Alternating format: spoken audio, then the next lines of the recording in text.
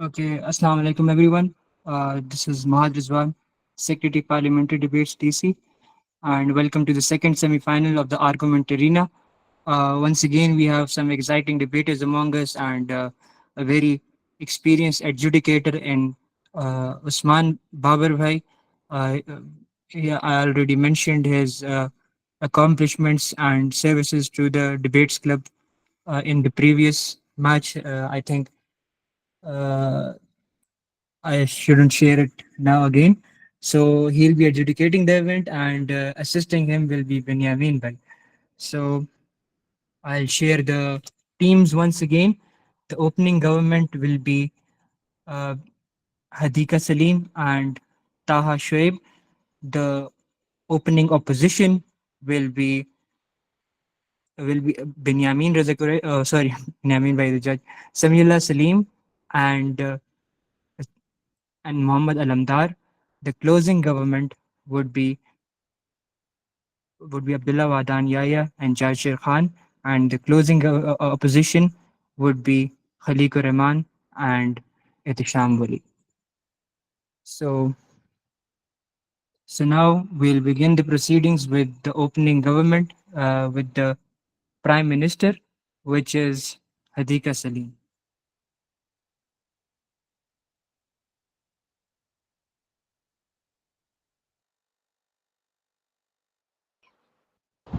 Hadika, Assalamu are you alaikum. there? Am I audible? Yes, Yes, you you Hello? are. are audible. I hope there's no echo in my voice. No, it is clear, loud and clear. Okay. Okay. Assalamu alaikum. My name is Hadika. I'll be speaking as the Prime Minister of the opening government. I will begin my speech by defining the key terms, defining the motion, and then I will set the house, and then we'll move on with my LOAs and the extensions. Okay.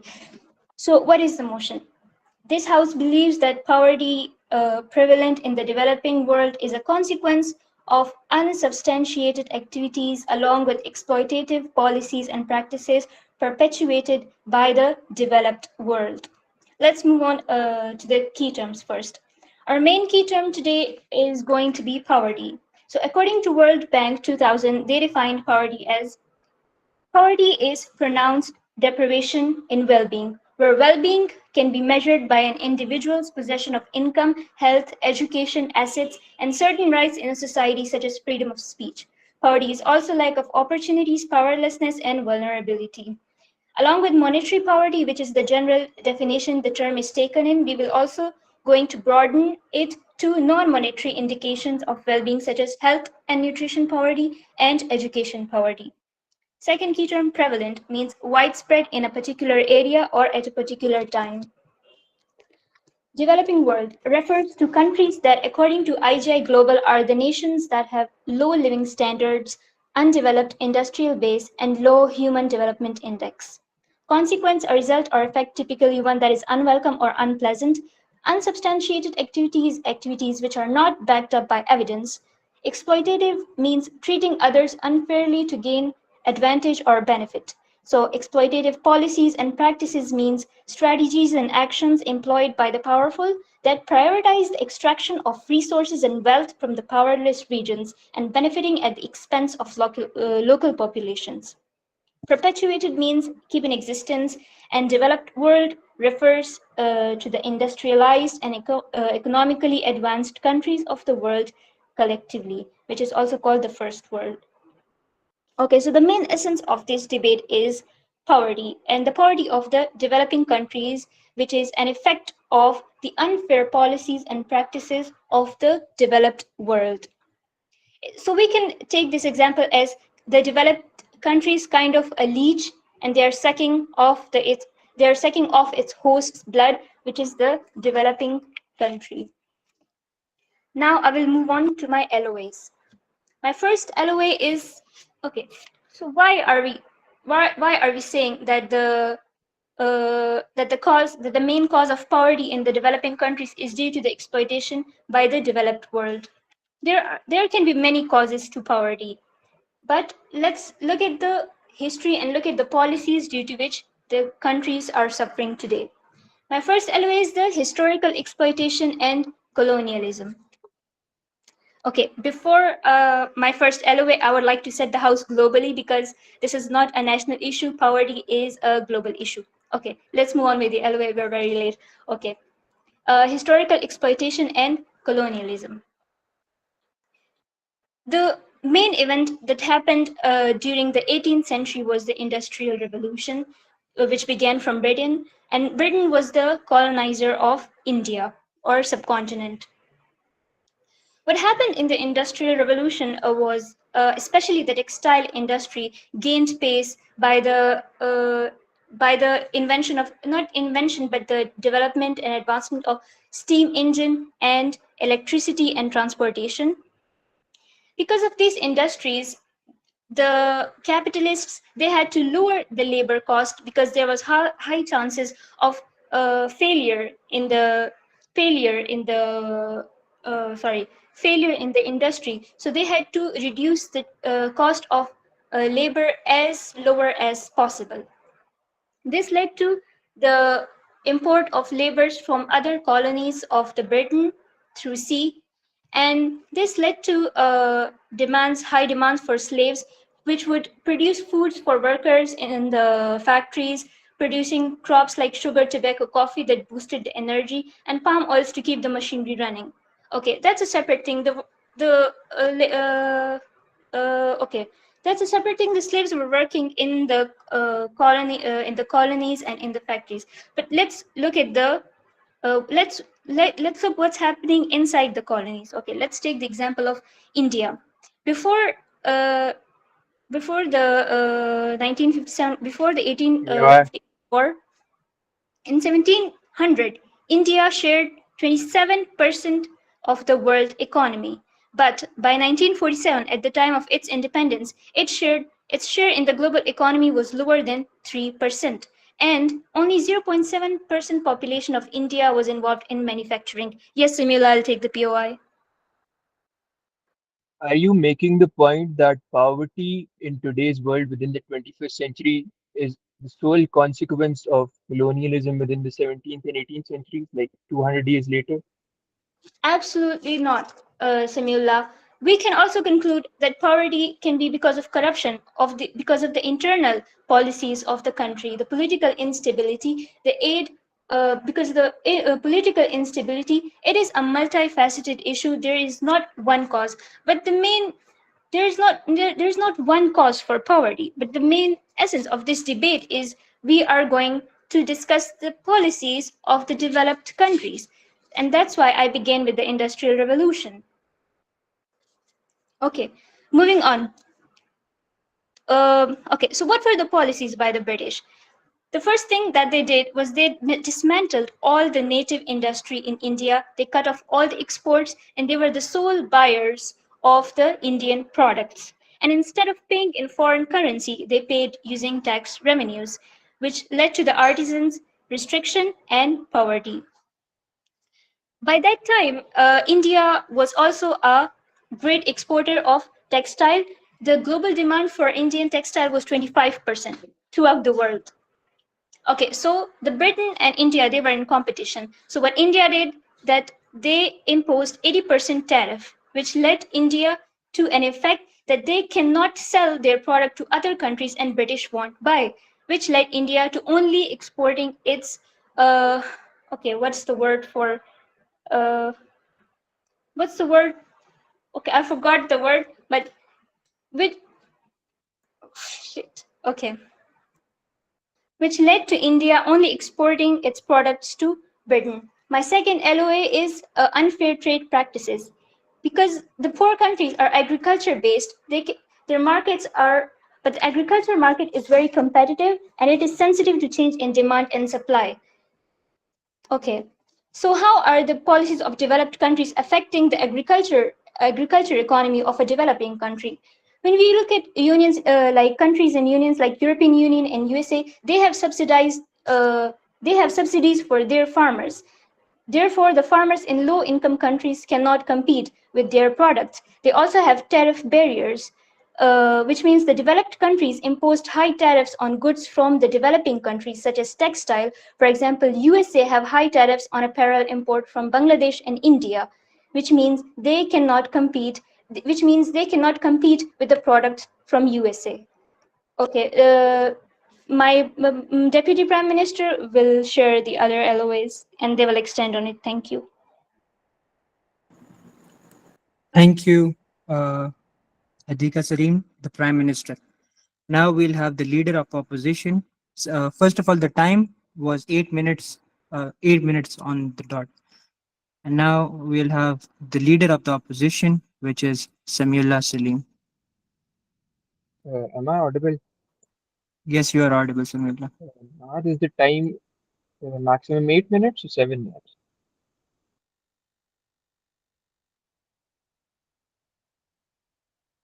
It is 5 to 7 minutes, Samiullah. Okay, okay. Thank you. When you are I'll be ready to start, please say so. okay. I'll be speaking in three, two, one. Thank you to the judges and organizers for giving me the opportunity to express myself. I'm Samiullah. I'll be acting as the leader of the opposition. I'll be very quick. My speech will be split up into two sections. I'll provide the necessary responses to the Prime Minister and I'll prove that this motion stands false.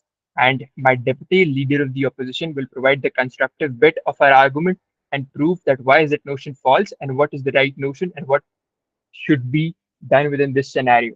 So let's just move on to the first rebuttal, and that is probably the only rebuttal I have to the PM's speech.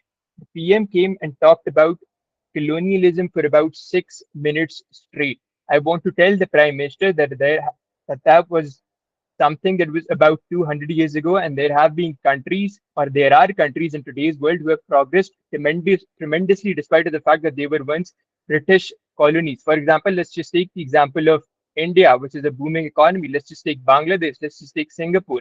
Countless countries which have progressed despite of the fact that they were once colonial states or under the hegemony of the British Empire. Moving on to my LOAs, I'll be dissecting this motion and proving the fact that economic disparity and poverty within developing countries is not a consequence of the exploitative policies by the developed world, but rather consequences of internal riots, conflicts, and inefficiencies within those countries. By the way, the Prime Minister agreed to this within her speech, that this is very true, negating her own stance as well. Moving on to my first LOA, it will cover the fact that poverty is a consequence of mismanagement and inefficiency within these countries. Let's just compare and contrast the tax brackets and the corruption within developing countries and the developed countries. You'll get to know. I'll not be throwing around any numbers because this is a parliamentary debate and I don't have sufficient time. Moreover, I'll be debating about the fact that there is no meritocracy within developing countries as compared to developed countries. For example, let's just take Pakistan as a case study Pakistan में बरादरी की हुकूमत चलती है पाकिस्तान में elite class की हुकूमत चलती है that does not promote the wishes and the wills of the people that are to be governed and that leads to economic disparities in Pakistan and countless other developing countries as opposed to the developed world where there is meritocracy, there is democracy and the leaders there are leaders there are very capable and they have the ability to take steps necessary for the improvement of the people. Moving on to my second LOA, which is regard to the mismanagement of the resources. Let's just take Africa for a case study. All of the cobalt within Africa and all of it is mined by China and it sells that to the Western world and all of the money is earned by China. Now, what I'm trying to emphasize here is resource mismanagement की जाती है by the developing countries and just a small strata of people within those developing countries and the developing and the whole population suffers at the expense of those those very POI. leaders. Let's just, I'll take you in a minute. Moving on to my second LOA, which discusses the cultural and the social norms. For example, आप किसी भी developing country को उठा के देखें, check the gender disparity index within that country. Women constitute about 50% of the population. I'll take you in 20 seconds. Let's just wait. I'm trying to emphasize the point here. ठीक है. Gender disparity index उठाया 50% खवातीन की population है, they are not employed. Let's just take the example of African countries. Let's just take the example of Pakistan. Compare and contrast that to the Western world, where women have opportunity to employment and they are active contributors to the labor force and the economic betterment of that country. My second point, which is really important, is the taxation system. Developing countries में लोग tax pay नहीं करते, especially the elite does not pay taxes within the developing countries, and all taxation is indirect through the middle class. as opposed to some developed countries where there are as high tax brackets as 40%, and all of that tax is utilized for the betterment of the people, and that leads to economic prosperity within that country. So what I'm trying to emphasize is कि कोई policies नहीं है developing countries में, there are internal conflicts, women empowerment नहीं है, there are gender disparities, and there is inefficiency at each and every point. That is leading to the economic downfall of developing countries, as opposed to the argument that was presented by the government that there are exploitative policies, especially in the world of today. The West is not exploiting the countries of the East. Rather, it is the leaders of the countries within the East, or for that matter, the developing countries that is leading to self-exploitation within these countries, and that is leading to economic disparities. I'm ready to take the POI. Who has the question? POI Salimullah. Yes, please. Do you really think nation state system में जिसमें आजकल हम रह रहे हैं उसमें हम international influence को कम्प्लीटली इग्नोर करके सिर्फ डोमेस्टिक इन्फ्लुएंस को बेस बनाकर पॉलिसीज को एक्सपेंड कर सकते हैं? बिल्कुल नहीं. I do believe that there is external interference and the world is a global village and we live in that age of globalization, but I'm trying to emphasize the core issue here. The core issue is economic disparities and economic downfall. ये major contributor आपके internal conflicts and आपके internal reasons as opposed to involvement by external countries, and I'll be explaining that in my third LOA, which is regarding to the political instability within these countries. आप किसी भी मुल्क को उठा के देखेंगे जहां पे political instability है, वहां पे economic downfall और poverty पाई जाएगी. Let's just take the example of Afghanistan. Let's just take the example of African countries. Let's just take the example of Pakistan for that matter. पिछले 10 से 15 साल में पाकिस्तान में कोई भी external involvement उस scale पे नहीं थी जैसे आज से पहले थी.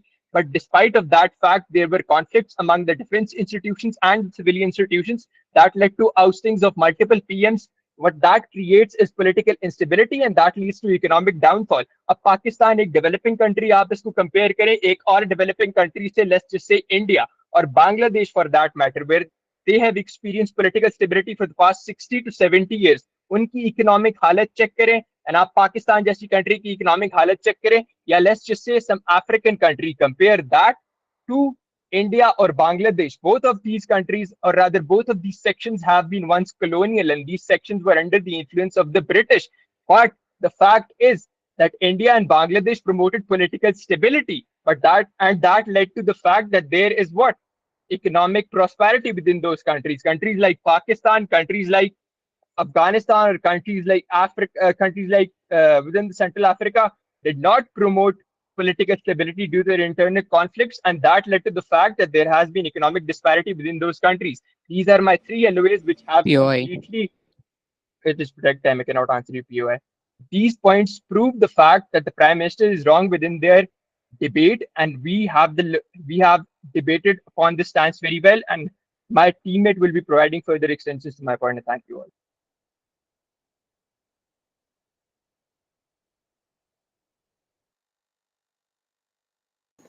Thank you, Samiullah. Samiullah's time was 7 minutes and 7 seconds. Now we'll have the Deputy Prime Minister, that is Taha Shoaib. Taha, you have the floor. Hello, Assalamu alaikum. Am I audible? Yes, Taha, you're audible. Whenever you start, just let me know. Okay? So before I start, if I sound sleepy or sick, I am sleepy. Just a heads up. I'm gonna start in 3, 2, 1. Assalamu alaikum everyone. My name is Muhammad Taha Shoaib and I'll be the Deputy Prime Minister for today. First, I'd like to provide some rebuttals to our dear Samiullah. First, he said that some formal colonies in the world, just like India and Bangladesh, are now developing and prospering at a good rate.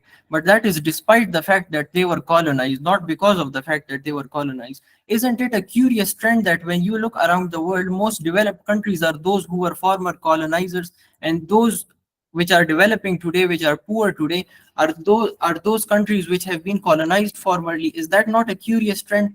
Secondly, he said that in developing nations, women are not part of the economy and connected that to the fact that that's why they are poor. But here's the thing, the poor nations, they do not have industries, so they cannot even employ their men. How do you expect them to employ their women? The Western nations or the developed nations which have employed their women right now, they've prospered first, they became rich first, then they employed their women. the employment of women did not come beforehand. So I'd like to give those two rebuttals. Yeah, Yes, Samiullah. we have the case of Bangladesh where female employment went hand in hand with economic improvement. Can you negate that? Or are you negating that? No, I am not negating that, but that is one case. That is not something that can be generalized, like you said. ये एक ही case में ये हुआ होगा, generally ये नहीं होता. पहले कंट्री प्रॉस्पर करती है, then they employ their women. So now I'd like to move on to my line of arguments. My first line of argument is that poverty in developing nations is due to the long-term effects of colonialism.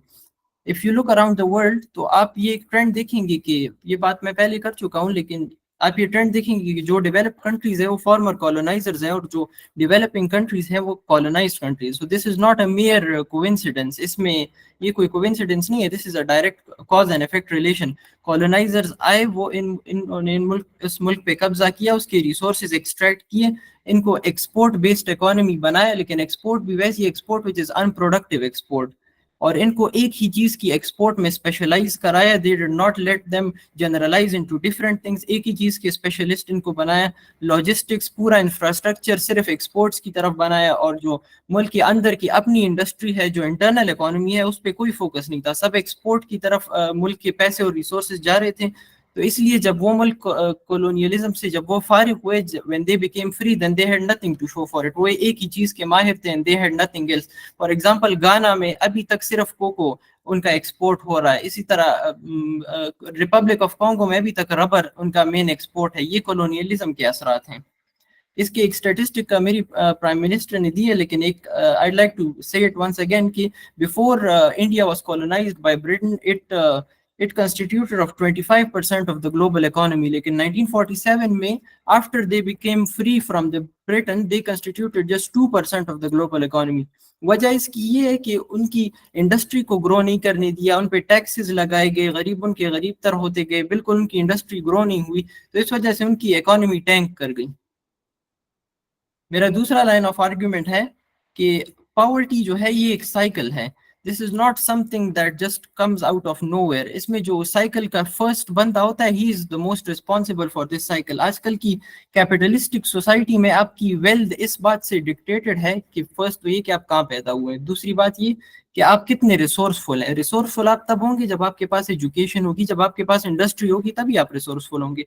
लेकिन जो colonial states थे, उनके पास ना कोई industry थी, ना कोई education थी. so the other countries had a head start. They were left behind after the industrial revolution. So how do you expect them to catch up to the rest of the developed world? My third line of argument is that the developed countries keep intervening politically in the developing nations. इसकी एक example है कि 1953 में जब Iran में elections हुए और उनका डेमोक्रेटिकली इलेक्टेड प्राइम मिनिस्टर आया, तो उसको यूके और यूएस ने ओवरथ्रो करके अपना बंदा बिठा दिया, अपना डिक्टेटर बिठा दिया, because he was nationalizing the oil industry. और इससे डेवलप्ड कंट्रीज यानी यूके और यूएस को नुकसान हो रहा था, बिकॉज उनकी प्राइवेट फर्म्स वहां जाके उस ऑयल को एक्सट्रैक्ट करके प्रॉफिट नहीं ले सकती थी. इसके और एग्जांपल ये है कि पाकिस्तान में, अपने पाकिस्तान की ही एग्जांपल ले लेते हैं. अगर हम रशिया से ऑयल लेना चाहें तो हम पे सैंक्शंस के थ्रेट लग जाते हैं. अगर हम ईरान से गैस लेना चाहें तो हम पे सैंक्शंस के थ्रेट लग जाते हैं. इसके अलावा प्रॉक्सी वॉर जितने ममालिक में हो रहे हैं, यमन में हो रहे हैं, इराक में हो रहे हैं, ये सब डेवलप्ड कंट्री सपोर्ट कर रहे हैं, और इनकी वजह से ही ये इन कंट्रीज को इकोनॉमिक ग्रोथ नहीं हो रही और इनके लोग पॉवर्टी में धकेले जा रहे हैं. And I think that's about it. Thank you, Taha. That was a great speech. Your time was 5 minutes and 12 seconds. Now we'll have the deputy leader of opposition, which is Muhammad Alamdar. Alamdar, bhai, you have the mic. Assalamu alaikum. Am I audible? Please, Mahad, do very kindly wait for my cue to start the timer. Am I audible? Yes, Alamdar, bhai, you're audible. Tell me Okay, when so, you're ready, okay? okay, sure, I will. So, I just have a very brief, rather silly point to make, which is that all the arguments which I'm supposed to present, they are just smeared all across my table in different papers. So please If I'm not so eloquent, please bear with me. With that, I would like to start my debate in 3, 2, 1. The debate should very well be started with Tony Robbins' quote, which is, "Beliefs have the power to create and the power to destroy," unquote. Ladies and gentlemen, esteemed members of the jury, and my distinguished fellow competitors, Assalamu alaikum. I am Mohammad Al-Andar, the deputy leader of the opposition, and I will be firmly standing against this motion that is presented in the House today. But before that, I would like to give my plan of action. I would firstly negate some of the very absurd arguments given by the government, after which I will reiterate the line of arguments given by my leader of the opposition. After that, I will give my extensions, which are 3, and in the end, I will leave you with a constructive case of our own, starting with the rebuttals.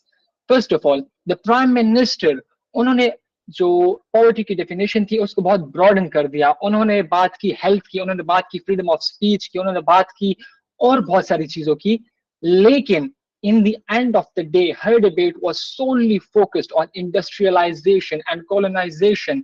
तो फिर आपने इसकी definition को इतना broaden क्यों किया? अगर आपने उस पर आगे जाकर बात ही नहीं करनी थी, अगर आपने और आपके डेप्यूटी प्राइम मिनिस्टर ने जाकर सिर्फ कॉलोनाइजेशन पर ही बात करनी थी, so why did you include things like health, like freedom of speech, which you did not explore any further? So that was the first rebuttal. After that, the PM speech did not have much of a substance hereafter. Uske baad, we talk about Taha, the deputy prime minister. So Taha says कि अगर आपको एक head start मिलता है, आप जहां पर पैदा होते हैं और जो रिसोर्सेज आपके पास होते हैं, उन्हीं से आपकी जो है ना प्रोग्रेस डिफाइन होती है. True sir, true. लेकिन अगर आप एक थर्ड वर्ल्ड कंट्री में पैदा होते हैं जहां पर आपको हेड स्टार्ट नहीं मिलता, तो आप क्या करेंगे? Will you just end all of this discussion by blaming the first world country?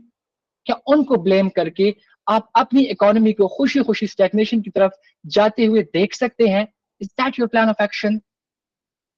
Secondly, उन्होंने बात की कांगो की एंड अनदर स्टेट, जहां पर उन्होंने कहा कि वो अभी तक रबर ही एक्सपोर्ट करते हैं. So said that's exactly because they followed your motion. वो अपने पैरों पर खड़े ही नहीं हुए, उन्होंने इस मोशन पर बिलीव किया. They just expanded on that monoculture economy जो उनके पास colonization के टाइम से पड़ी हुई थी. They did not stand on their feet. They believed on your motion, जिसकी वजह से आज वो एक monoculture economy है, सिर्फ रबर एक्सपोर्ट करते हैं, और they are moving towards economic problems. With that, I would like to briefly reiterate the line of arguments of my LO. उन्होंने कहा है कि जो economic disparity, poverty है, that is a result of mismanagement of resources, inefficient policies, corruption, failed political systems, and gender disparity, rather than the claims the government makes. Now, on to my positive case. On to my extensions. The positive case, the good part is for the end. So first of all, when you believe poverty to be an extrinsic problem, one that's propagated by foreign influence, you find an excuse not to take responsibility. The responsibility of taking your economy in your own hands and taking steps to eradicate poverty. Well, what are the repercussions? This mindset allows leaders to mask their own corruption and incompetence in the name of foreign exploitation. Look at Venezuela's Hugo Chavez, who blamed foreign powers for the country's economic woes while embezzling billions of dollars in oil revenue. There are many more examples, and they all illustrate the fundamental problem with this motion. It serves as a loophole for corrupt and inefficient leaders to cover their tracks and make fools of the masses. My second extension, their claim, the government's claim, even if taken at its best, does not lead us to any way of redeeming our economic sanctity. If your claim is to be taken as the truth, which is far from it, by the way, then your best bet is to raise voice about this issue globally in platforms like the United Nations. Well, I'm sorry to tell you that you aren't going to receive any reparations whatsoever with this. For it is an open secret that these platforms are under the monopoly of these very developed nations. Take the example of Gaza conflict. A little out of context, but let me explain. The International Court of Justice deemed Benjamin Netanyahu guilty of war crimes and issued orders for his arrest. He's still free to this day. If the criminal of a mass genocide cannot be brought to justice with these institutions, how do you expect them to give any relief to your economic grievances?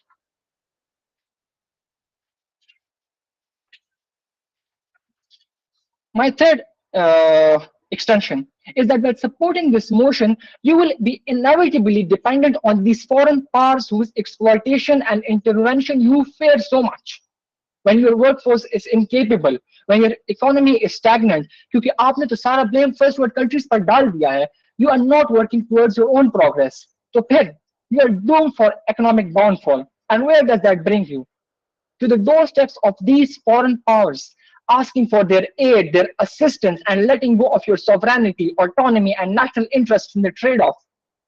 Because these countries will use this extension of support as a measure to propagate these unsubstantiated activities in the first place. Because such provision of assistance, ladies and gentlemen, with strings attached, actually sets the ground for serving the interests of these developed countries rather than the recipient. Now on to my constructive case. Ladies and gentlemen, अब ये बात तो तय होगी है कि it is an intrinsic, not an extrinsic problem. So first of all, identify that the problem is with us in the form of corrupt leaders, in the form of inefficient policies. So then what is the way out? Strengthen your institutions and towards economic growth and national autonomy. No, sorry. It's the protected time. You could have asked, you had your time. Okay, now here Janshir Khan had a rebuttal that how can a third world country that is already under influence make its own policies and strengthen its institutions? My answer to that ties into the second part of my constructive case.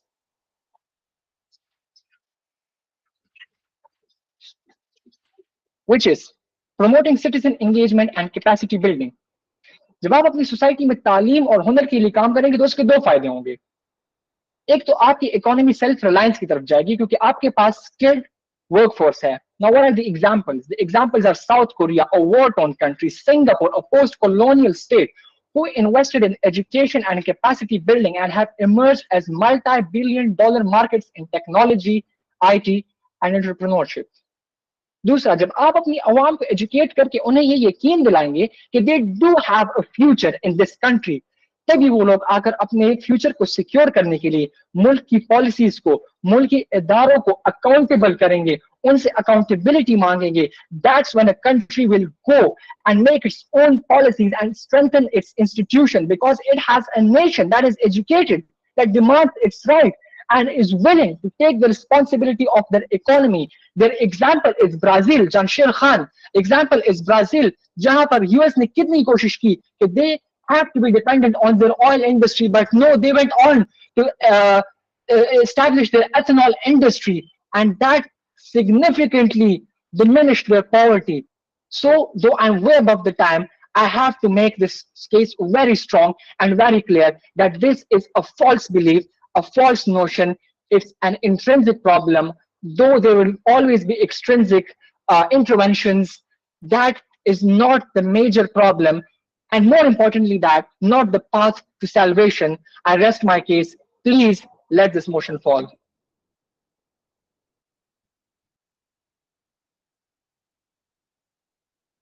Thank you, Alam Darbi. That was a great speech. Your time was 8 minutes and 53 seconds. Now we'll move towards the closing benches. And first of all, we'll have the member of the government, which is probably Jan Sherwi.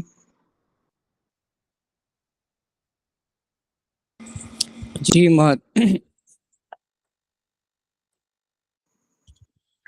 Jan Sherwi, you are the member of the government, right?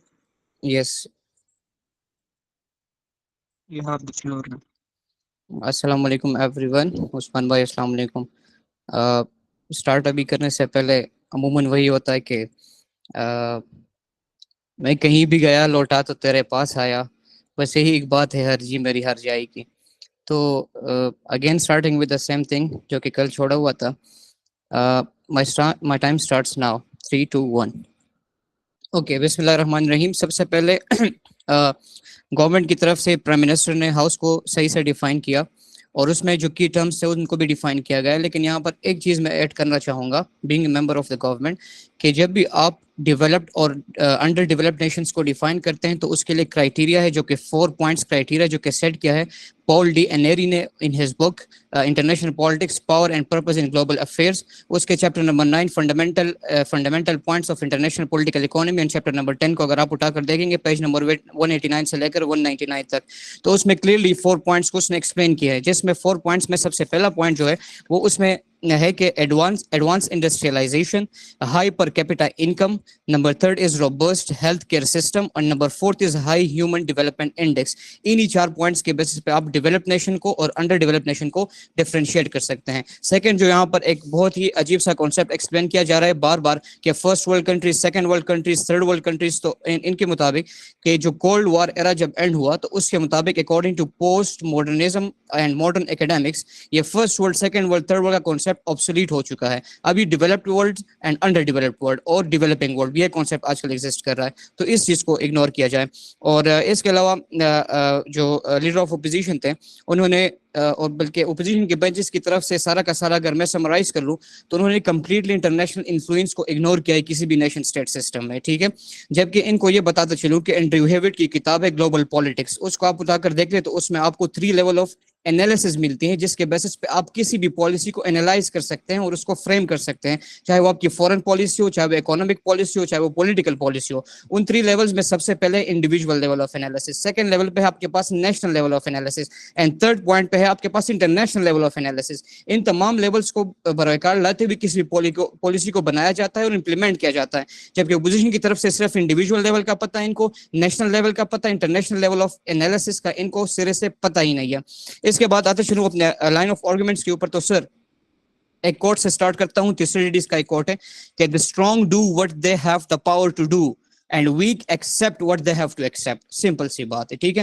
Us concept کا, اس notion کا جو کہ آج اس house پہ لایا گیا ہے, اس کی اوریجن کو سمجھنا ہوگا. اس کی اوریجنیشن آپ کو ملے گی انٹرنیشنل پولیٹیکل اکانومی کے پرسپیکٹو میں, جہاں پر یہ سٹارٹ ہوتا ہے 1940s میں جب نیو ڈیل ہوا ہے فرینکلن روزویلٹ کی طرف سے. جبکہ اس سے پہلے سارے لوگ یہی بلیو کرتے تھے جو کہ اپوزیشن کے بینچز کر رہے ہیں کہ جو بھی اکانومک حالات خراب ہوتے ہیں تو وہ نیشنل کیلیمٹیز کی وجہ سے, نیشنل ڈومیسٹک انفلوئنس کی وجہ سے خراب ہوتے ہیں. لیکن جب یو ایس کی طرف سے, جاپان کی طرف سے آنے والے آٹو موبائلز پر سبسڈیز بڑھائی گئی اور ٹیرفس ہٹائے گئے تو ultimately it lead to empowerment جو تھا اس ٹائم, جہاں پر کیا کہتے ہیں اس کو, جو وہاں پر بیسیکلی کام کرنے کے ذرائع معاش کے ذرائع تھے وہ ختم ہو گئے تھے. تو اس کے بعد اس کانسیپٹ نے جنم لیا کہ کس طرح آپ کے انٹرنیشنل پالیسیز آپ کے انٹرنل انفلوئنس کو امپیکٹ کرتے ہیں. سر اس موشن کو میں سمپلی اگر کیٹیگرائز کر لوں تو انٹرنیشنل پولیٹیکل اکانومی کی ایک تھیوری ہے جس کو ہم کہتے ہیں dependence theory of international political economy, جس میں آپ کور پیریفری کے ریلیشن شپ کو سمجھتے ہیں. سر اس کو ذرا غور سے سمجھیے کہ کس طرح کور کنٹریز جو کہ سینٹرل میں ایگزسٹ کرتی ہیں, جس کو آپ ڈیولپ نیشنز کہتے ہیں, وہ آپ کے پیریفری کنٹریز پر کس طرح افیکٹ کرتی ہیں.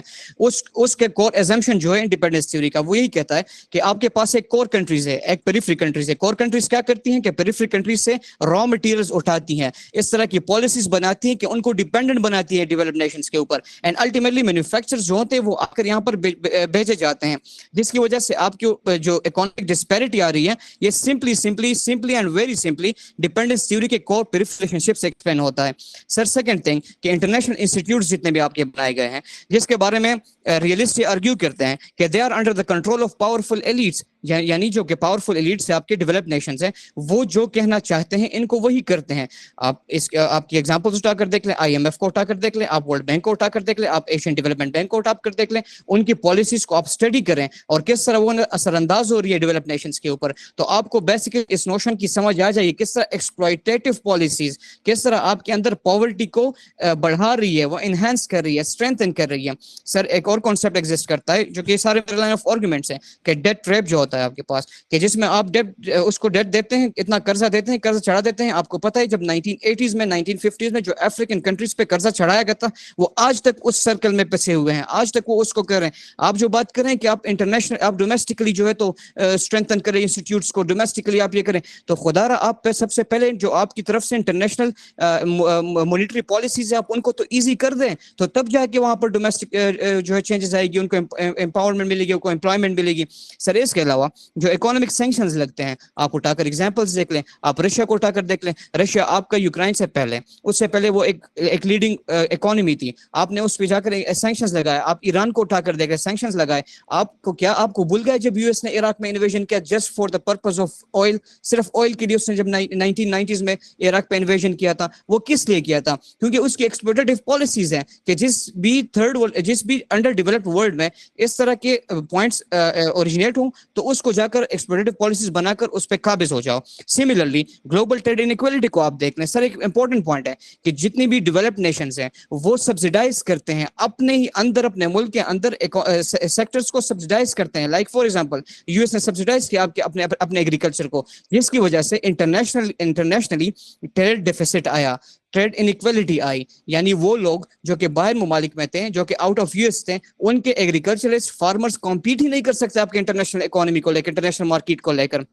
اینڈ تھرڈ پوائنٹ جس کے اوپر بہت بات ہوگی, ایک کولونیل ایکسپلائٹیشن. آپ دیکھ لیں, آپ کے سب سے بڑا ایگزامپل آپ کے پاس موجود ہے جب انڈیا کو کولونائز کیا تھا یو کے گریٹ برٹن نے. آپ افریقہ کو اٹھا کر دیکھ لیں, وہاں پر کیا کیا پالیسیز لائے گئے. وہی ایسٹ انڈیا کمپنی آپ سے را مٹیریل لے کر جاتی تھی, آپ کے لیے مینوفیکچرنگ کے لے آتی تھی. سر ڈیپینڈنس تھیوری کے آخر میں بس کنکلوڈ کرتا ہوں کہ 3 مین ایزمپشنز ہیں. اس میں سب سے پہلے کہ division of labour between the countries, کہ core countries dominate the industry and technology and control the capital incentive industries. Second, rich elite cooperate with one another to ensure that they stay in power and increase their wealth. And similarly, global capitalism a concept hai. Global capitalism is focused mainly on how national capitalists based in competing national economies and working through national companies operate across the borders. یہ خواب آپ بھول جائیں کہ آپ national domestic influence میں رہتے ہوئے اپنے آپ کو بہتر کر سکتے ہیں. اگر آپ کی بہتری کا ذریعہ ہے تو وہ بھی انٹرنیشنل سسٹم ہے, اگر آپ کی بربادی کا ذریعہ ہے تو وہ بھی انٹرنیشنل سسٹم ہے. اور اس کی بلاش ایگزامپل میں نے دی ہے, جس بھی ایگزامپل کو آپ اٹھا کر دیکھ لیں تو آپ کو اس کے اندر اپنا ایک عکس, اپنی ریفلیکشن نظر آئے گی. I rest my case here. Thank you so much for everyone. Thank you so much, Janshir bhai. That was a very great speech, and your time was 7 minutes and 18 seconds. Now we'll move towards the closing benches. The closing opposition with the member of the opposition, that is Khaliqur Rahman. Khaliq, you have the mic.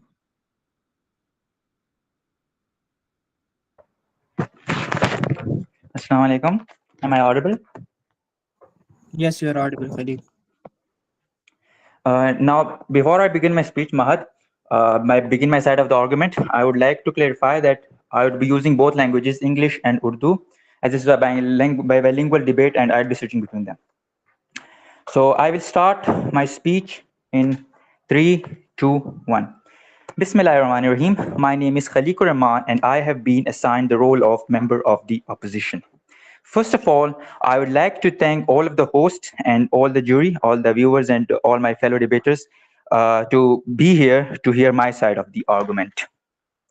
As my role of the member of the opposition, I would first rebut some of the government arguments and then build or rebuild the arguments that have been discussed by the opposition leader and the deputy opposition leader. And if I felt like I have to, I would add some other arguments just for the sake of clarity. Now, for the job of rebuts, for addressing the rebuts, I would clearly mention the debater who stated the argument. So my first rebut is to the Prime Minister, which was kind of answered by the opposition leader. They gave the example of Pakistan. They gave the example of India, sorry. They gave the example of India as a country which is influenced by the developed world. تو یہ تو آپ نے اپنے پاؤں پہ کلاڑی مار دیا ہے.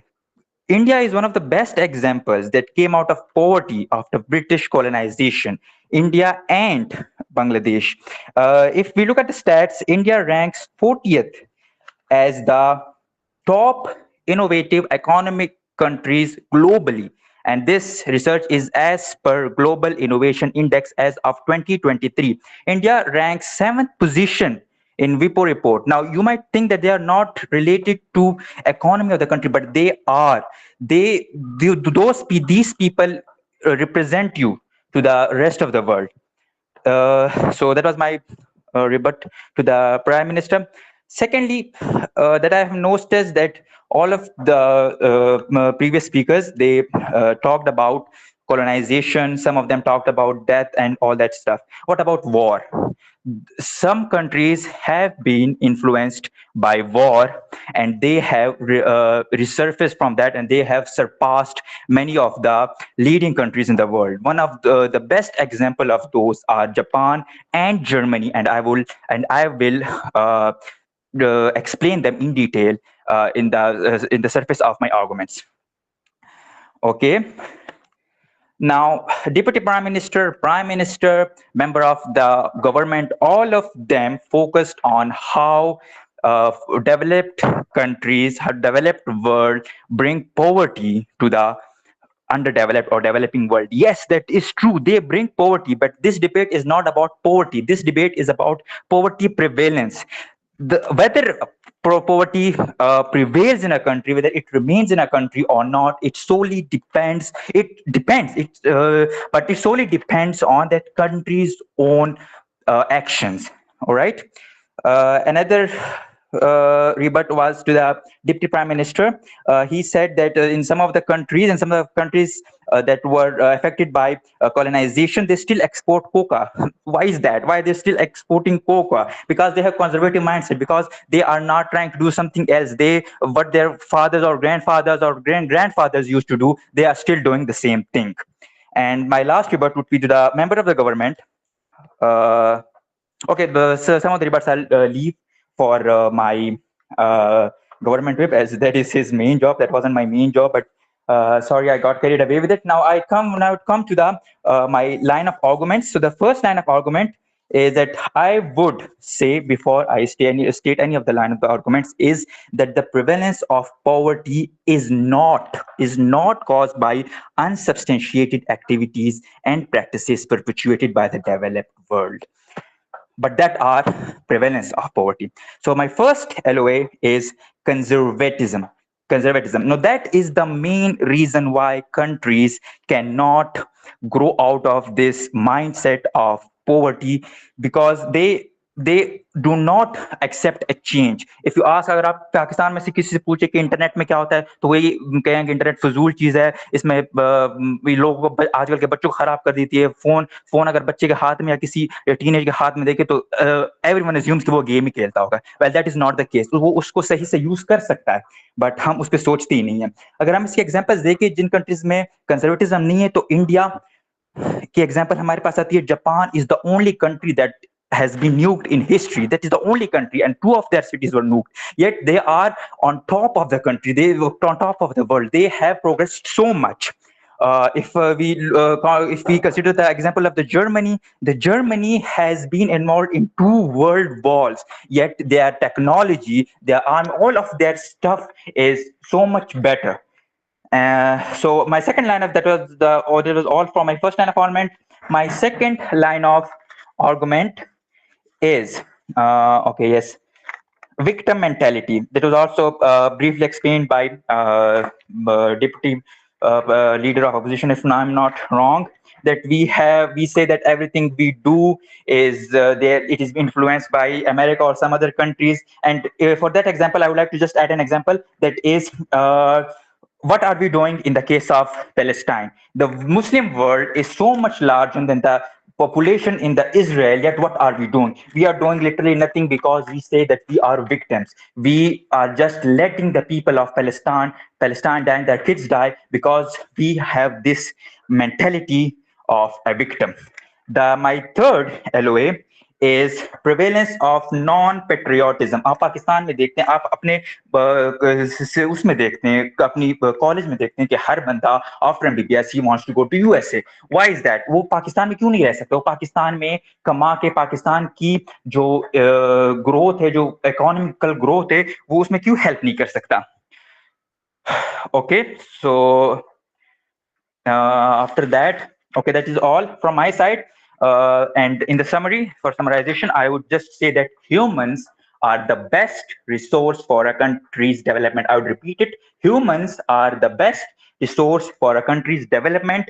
It depends. Its bringing of poverty might, up to some extent, depend on a country, on developed world, on colonization, but its prevalence does not. That is all from my side, and I rest my case for the jury to decide. Thank you very much. Thank you, colleague. Your time was 7 minutes. Now we'll have the whip of the government, that is Abdullah Wadan. Okay, 2 minutes break for Azan.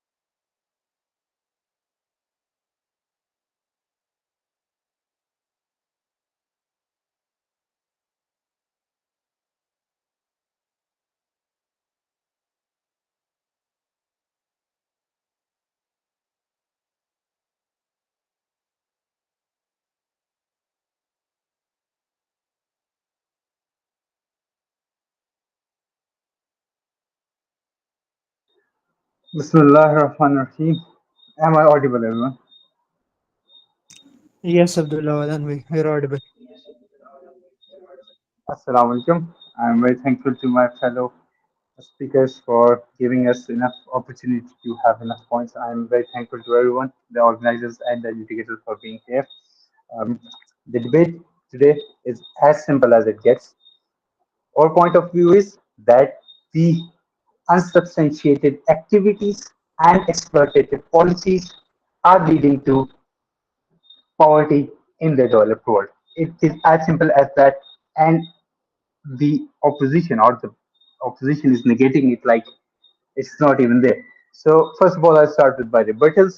Uh, our leader of opposition was very much offended by the fact that the government bench talked about colonialism for 6 months, and he said it was 2 years, 200 years ago, and gave us example of India and Bangladesh. And among on this example, I will tell you how the unsubstantiated or wrong policy led to the poverty in these countries. Uh, this a major chunk of the economic chunk or the GDP is going towards the defense policy because the colonialists draw the long lines between India, Pakistan, Bangladesh, and that led to what happened because of that. Uh, because of that, they are spending huge amount on defense, and these countries, the same countries, their unsubstantiated policy here is they're selling them expensive uh, weaponry. They are having them increase their expensive budget on defense, and here leads to the downfall of these countries. They are still under poverty line. 70% of the population of India and Bangladesh, even though you are saying that these countries are very well established, they are politically stable, they are not. 70% of these countries' population is under the poverty line. There is no uh, overall prevalence of wealth in these countries. So I don't get why you keep on giving example of Bangladesh and India. Again, they said their line of argument was mismanagement. It is consequence. Whatever is happening in these countries, consequence of mismanagement and corruption. Let me tell you, whenever corruption in these countries is being caught up by the institutions, regime change happens. Another unsubstantiated policy on these countries, another wrong policy by, and we know who chases the regime, people who have power, the international establishment. And that leads to what? That leads to more poverty in these countries. Again, you say for a consequence of mismanagement corruption, we believe, just like my member of government said, that there are institutions that make the policy of uh, economic policies of these countries. Just like take example of Sri Lanka, take example of Sri Lanka, take example of Pakistan, take example of Egypt. Their economic policies made by IMF. Um, Opposition was saying that they don't impose enough taxes. Their policies are wrong. Again, they don't impose enough taxes on the government, on the high class uh, income people. But the economic policy of these countries made by these World Bank, IMF, and other international institutions, and these are the people that don't let the rich get uh, taxed. That's exactly what is happening. These are the wrong policies of policy that is having the poor taxed even more and more by each budget, and that is the policy that is leading to prevalence of poverty in these countries. He gave example of African countries, resource-rich places uh, taken by ex-colonies. Let me tell you about why Africa, giving example of Africa is very wrong. And 90% of the resource-rich areas of Africa are still under control of France. They're under control of China. They're under control of UN. They don't allow the Africans to take out these resources. Africans are only allowed to dig up to 10 feet of such space. Rest of the deeper area is still under control of these colonial states that were there before their independence. Now they are independent in papers, but still everyone, their unsubstantiated policy of their wrong policies of not letting them dig under 10 feet is leading to more poverty and more in these countries. So I don't get it how you can give a very poor country's example here. They again gave example of political stability in Bangladesh and India. Again, I say poverty line. Then deputy leader of opposition came and he talked about gender discrimination, disparity leading to poverty. Let me tell you, Afghanistan, developed country, underdeveloped country, and Iran, underdeveloped country. These were the countries who had high rate of women involvement in their economies before USSR, before US invaded these countries. Again, wrong policy, unsubstantiated influence or involvement in these countries that led to what do we call economic downfall of this country. So again, accountability. Uh, Someone talked about accountability that they are not willing to take responsibility. Accountabilities is not possible. Think about the fact that you talked about that uh, politicians of the countries are corrupt. They are not accountable. They have done billions of dollars of corruption in these countries. True that, but what's up? These billions of dollars are parked in the first world, not first world. Apologies, here in the developed countries, namely Swiss accounts in Switzerland, namely Europe accounts, Panama, etc. Paper leaks showed us that these developed countries are holding the billions of dollars of corruption money in their banks. Again, a wrong policy by the first, not the first world, the developed world. So all in all, the deputy PM, the person who just came, I don't know, they said, why can't someone stay in Pakistan and grow their own economy? Because the immigration policy made by uh, um, the international community works like this, that they have the most skilled labor of all the countries come to their countries, and what are they left with? Bad people, corrupt people, and those people who are incompetent. Again, a wrong policy of this country. Long story short, we believe that unsubstantiated and exploitative policies of these countries of the developed world is leading to downfall of or of the developed world. And in that case, my member of the government said that there is an international economic policy that has domestic influence, like US and Japan had domestic influence on automobile industry. There is international dependence theory that has core countries that have influence on peripheral countries, again making them poor. Russia and Iran was sanctions. There is a debt trap in all the countries.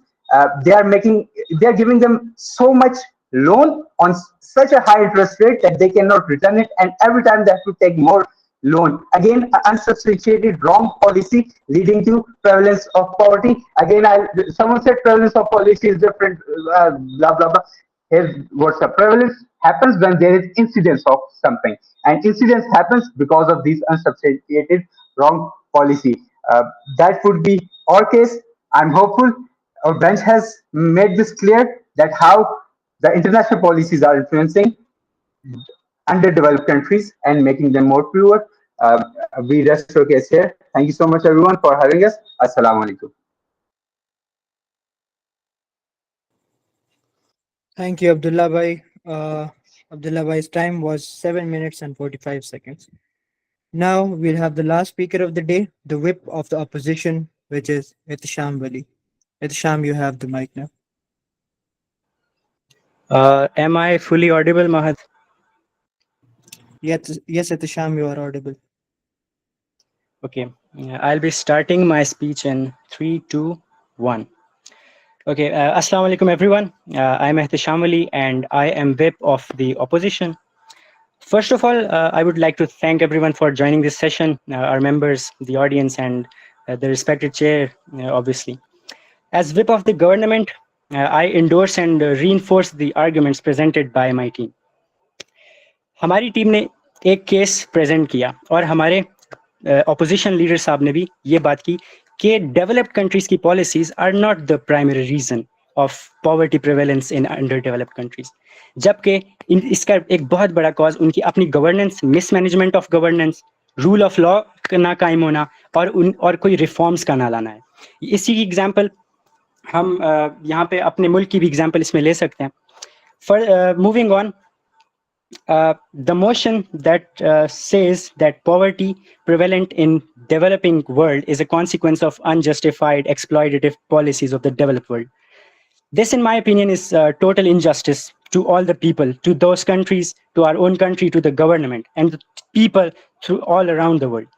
When our own policy makers are being crybabies and putting all the blame on others and not their own failed policies, I'd rather call it a skill issue. So I too, like my team, request the worthy chair to let this motion fall. फिर हम रिबटल्स की तरफ आते हैं. Prime minister साहब और deputy prime minister साहब दोनों ने कॉलोनियलिज्म की बात की कि ब्रिटिश एम्पायर ने कैसे कॉलोनीज कायम की और फिर उन्हें इस तरह डेवलपिंग कंट्रीज जो हैं उसी की वजह से पॉवर्टी का शिकार हैं. तो हम एग्जाम्पल क्यों नहीं लेते? जैसे हमारी टीम ने पहले भी इंडिया की एग्जाम्पल ली, बांग्लादेश की एग्जाम्पल ली, मैं इनमें ऐड ऑन करना चाहूँगा न्यूजीलैंड की एग्जाम्पल ले लें, साउथ अफ्रीका की एग्जाम्पल ले लें, ऑस्ट्रेलिया की एग्जाम्पल ले लें, बोट्सवाना की एग्जाम्पल ले लें, सिंगापुर की एग्जाम्पल ले लें, कनाडा की एग्जाम्पल ले लें. तो मैं इस सब को मेरली एक स्किल इशू यहाँ पे भी करार देना चाहूँगा कि इन सारी कंट्रीज ने अपनी पॉवर्टी को किस तरह ओवरकम किया. उन्होंने इफेक्टिव गवर्नेंस से ओवरकम किया, उन्होंने रिफॉर्म्स इस तरह लाए कि उनकी पॉवर्टी खत्म हुई, उन्होंने अपनी इंटरनल पॉलिसीज पर फोकस किया और इस तरह क्राई बेबीज नहीं बने कि बस जो बाहर के मुल्क के जो डेवलप कंट्रीज हैं उनकी पॉलिसीज की वजह से हम जो हैं गुर्बत का शिकार हैं. फिर हमारे डिप्टी प्राइम मिनिस्टर साहब और मेंबर ऑफ गवर्नमेंट साहब दोनों ने रिसोर्स एक्सट्रैक्शन की बात की कि हमारे डेवलपिंग कंट्रीज के रिसोर्सेज चोरी हो जाते हैं. और मेंबर ऑफ द गवर्नमेंट ने खासतौर पर ऑयल का जिक्र किया कि ऑयल के पीछे अमेरिका या यूएस जैसे ममालिक, यूके जैसे ममालिक आ जाते हैं. तो यही ममालिक सऊदीया के पास क्यों नहीं जाते? यही ममालिक कुवैत के पास क्यों नहीं जाते? कतर का इन्वेजन क्यों नहीं करते? यही ममालिक आपके पास जो है सऊदीया का इन्वेजन क्यों नहीं करते? क्योंकि उनकी अपनी इफेक्टिव गवर्नेंस है, वो अपने लोगों पर अपना पैसा खर्च करना जानते हैं. उनकी स्ट्रिक्ट रेगुलेशंस हैं जिनको कोई अगर नुकसान पहुंचाने की कोशिश करेगा तो वो उनको सीधा सीधा जवाब देंगे. जबकि ये डेवलप कंट्रीज जहाँ पे डेमोक्रेसी वीक होती है, जहाँ पे आपकी गवर्नेंस ठीक नहीं होती, वहाँ पे ये आपको देखने को नहीं मिलता. फिर हमारे डिप्टी प्राइम मिनिस्टर साहब ने इंडस्ट्री की बात की कि इंडस्ट्री को ग्रो होने नहीं दिया जाता जो डेवलपिंग कंट्रीज हैं और डेवलप कंट्रीज उनको अफेक्ट करती हैं. तो आप पाकिस्तान की एग्जांपल ले, पाकिस्तान को हम बचपन से सुनते आ रहे हैं सोशल स्टडीज में, पाकिस्तान स्टडीज में कि Pakistan is an agriculture state और एग्रीकल्चर पाकिस्तान की बहुत ही कोई हैवी किस्म का एग्रीकल्चर है. तो इस साल फिर हमें बाहर से गंदम इंपोर्ट करने का क्यों हमें जरूरत पड़ी? जब आपका मुल्क एग्रीकल्चरल मुल्क है तो आपको बाहर से गंदम इंपोर्ट करने की क्या जरूरत है? तो I would call it merely a negligence of the government and just some bad policies of the internal government and not being forced by the developed countries. फिर हमारे यहाँ पे मैं एक एग्जांपल आपको देता चलूँ जो मैंने पहले भी जिक्र किया था बोट्सवाना का. 1960s में बोट्सवाना में डायमंड डिस्कवर हुआ. उसी वक्त वहाँ के गवर्नमेंट ने प्रॉपर कंट्रोल रखा उसके ऊपर, प्रॉपर सुपरविजन की और वहाँ से रेवेन्यू जनरेट किया और अपनी आवाम पर खर्च किया. और आप बोट्सवाना को आज देख लें, एक डेवलप कंट्री है. सैंक्शंस की बात की हमारे डिप्टी प्राइम मिनिस्टर ने और मेंबर ऑफ द गवर्नमेंट ने. पता नहीं ये दोनों सेम पॉइंट्स मुझे देते जा रहे हैं. सैंक्शंस की बात की ईरान पर, تو ہم ایگزامپل کیوں نہیں لیتے ترکی کی ایگزامپل کیوں نہیں لیتے؟ کیا ترکی پر یو ایس نے سینکشنز نہیں لگائیں؟ کیا ایران پر سینکشنز نہیں لگ رہی؟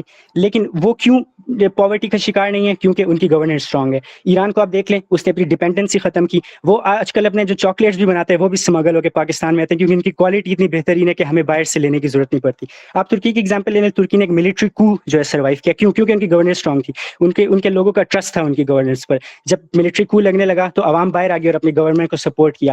آپ بات کرتے ہیں ایکسپلائٹیٹو پالیسیز کی ڈیولپ کنٹریز کی. نہیں، میرے خیال سے this is not an effect of those exploitative policies of develop countries. Rather یہ آپ کی اپنی انٹرنل پالیسیز کا مسئلہ ہے.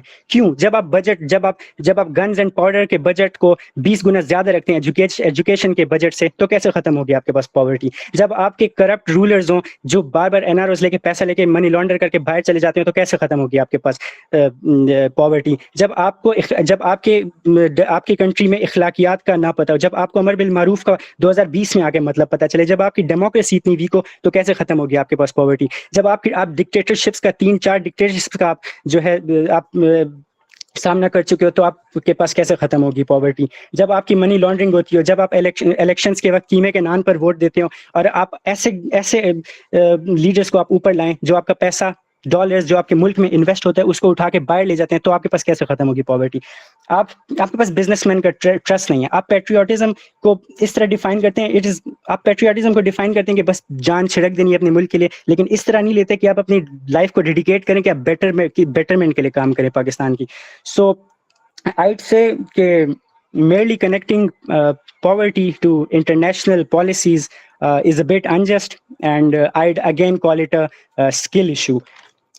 اگین ہمارے ممبر آف گورنمنٹ نے لون ٹریپس کی بات کی کہ I M F, Asian Development Bank کچھ پالیسیز رکھتے ہیں کہ ڈیولپنگ کنٹریز اور زیادہ جو ہے غربت کا شکار ہو جاتی ہیں. تو ان دا فرسٹ پلیس اگر وہ آپ کو پیسے ہی آفر نہ کریں، کیا وہ خود سے آپ کو پیسے آفر کر دیتے ہیں، یا آپ بھیک مانگ کے ان کے پاس جاتے ہیں کہ ہمیں پیسے دیں؟ obviously وہ کچھ نہ کچھ ان پر اپنے کنڈیشنز رکھیں گے. You have to face them. اگر وہ آپ کو پیسے ہی نہ دیں تو پھر آپ کیا کریں گے؟ پھر آپ پیسے ان سے لے لیتے ہیں، انہی لون کو آپ اسحاق ڈار جیسے وزیر خزانہ کے ہاتھ میں دے دیتے ہیں، منی لانڈر ہو جاتا ہے، and again you fall into that, you call it a loan trap. پھر یہاں پہ پراکسی وار کی بات کی تھی ہمارے ڈپٹی پرائم منسٹر نے. تو proxy war is again colonialism کی طرح، یہ بھی ایک اسکل ایشو میں کہتا ہوں.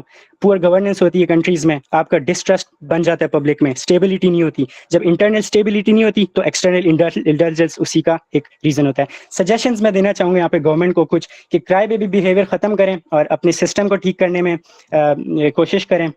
Again, concluding my speech, poverty is indeed multifaceted issue as discussed by the PM earlier, and attributing it primarily to external exploitation overlooks the significant role of internal factors. Effective governance, economic reforms, and investments that are public friendly and the real crucial policies in eradicating poverty. We will surely learn how not to waste time in blaming others and be crybabies if we look at the countries developing rapidly around us. Thank you again, everyone. I rest the case to the chair. Thank you, Ali. And Ihtisham was the last speaker of the second semi-final, and overall the last speaker of the playoffs as well. So the results will be shared later in the group. If Usman bhai has a few words to say, so Usman bhai, you have the mic. Okay sure. بہت اچھا لگا آپ سب کو سن کے، especially the fact that مجھے پتہ چلا کہ 16 ٹیمس تھیں اس پورے ٹورنامنٹ میں. ہمارے ٹائم پہ تو 3-4 مشکل سے آتی تھی جب ہم فرسٹ ایئر میں تھے. First of all I like to say کہ اوور آل جو ڈبیٹ اچھی تھی. کچھ چیزوں کا آپ نے خیال رکھنا ہے کہ آپ کو پتہ ہو کہ جو ڈبیٹنگ کا اسٹائل ہے نا، جو چیزیں آپ نے آ کے بولنی ہیں وہ آپ کو فنگر ٹپس پہ پتہ ہو. اب پرائم منسٹر کو پتہ ہو کہ میں نے آ کے پہلے ڈیفائن کرنا ہے، پھر میں نے ہاؤس سیٹ کرنا ہے، اور پھر میں نے اپنے ایل او ایز دینے ہیں. تو یہ چیزیں آپ کو فنگر ٹپس پہ یاد ہوں. آپ جو میٹر ہے اس پہ آپ کی غلطی ہو سکتی ہے کیونکہ آپ لوگوں کو اتنا ایکسپیرینس نہیں ہے، اور جو اوور آل فارمیٹ ہے اس پہ آپ کی غلطیاں نہ ہوں. دوسرا میں نے نوٹ کیا کہ لوگ ایل اے ایس کو کلیئرلی ڈیفائن نہیں کرتے. یو شوڈ سے کہ دس از مائی ایل او اے. آپ ایک لائن کا 2 لائن کا اسٹیٹمنٹ بولیں، پھر اس کو آپ آگے ایکسپلین کریں، پھر ایگزامپلس دیں. لوگ ایل او اے کے نام پہ پوری کہانیاں شروع کر دیتے ہیں. سو اس طرح نہیں ہونا چاہیے، ٹھیک ہے. باقی جو ہے آپ you should act as you are in an actual parliament, ٹھیک ہے. تو آپ اس طرح ایکٹ کریں گے آپ سچ میں پرائم منسٹر ہیں، آپ کی ایک پالیسی آپ اس کے اگینسٹ ہے، اس کے فور جا رہے ہیں. اس بیچ میں کوئی لوکل اپنے ایگزامپل دے رہا تھا کہ آپ اپنے کے ایم سی میں دیکھیں گے اور آپ کے ایم سی میں نہیں ہے، ٹھیک ہے، آپ act like you are in real parliament, آپ اسٹیٹ لیول کی باتیں کریں.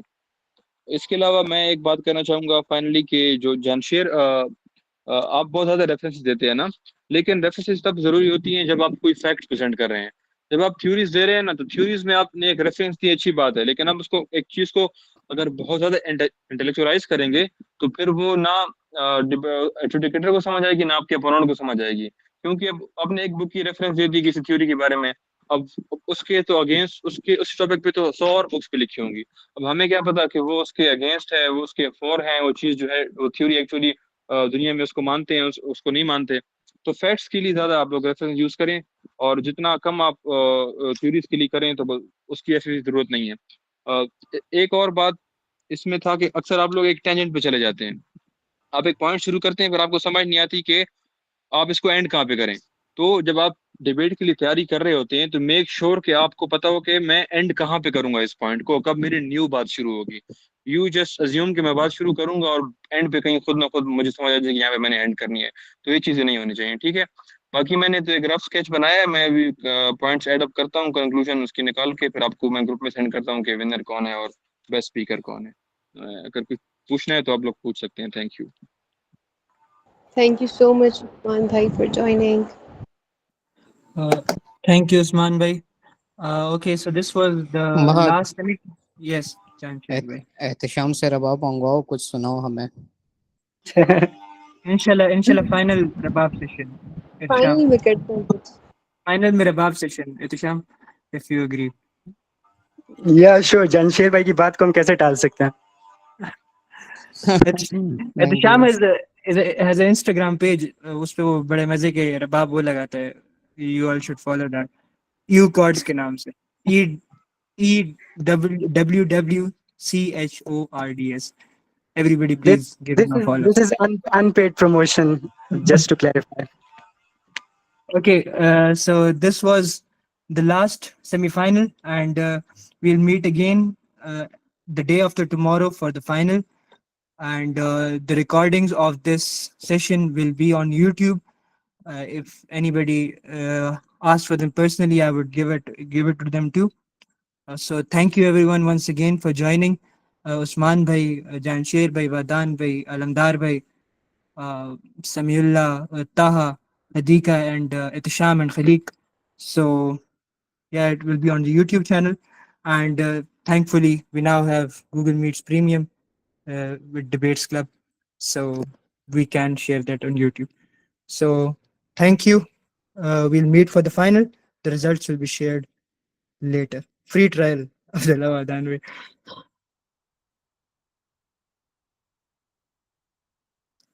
Allah Hafiz, everyone.